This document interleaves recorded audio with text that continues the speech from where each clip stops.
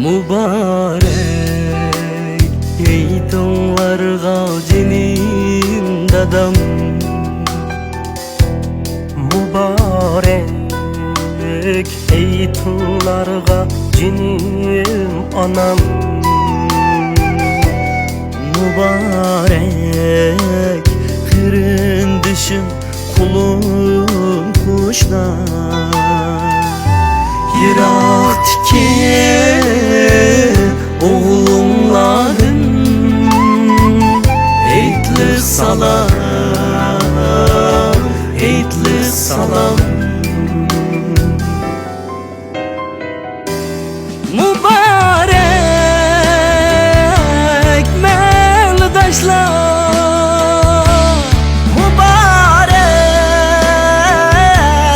canadaşlar, mübarek kırındaşlar. Yiraktaki oğlumların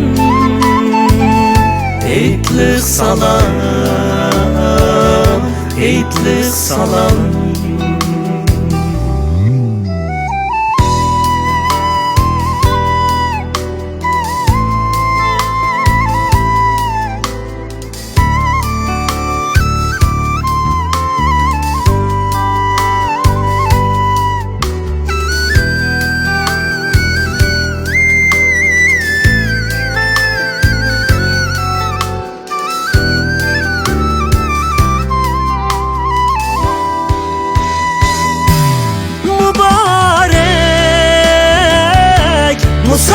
Musafirler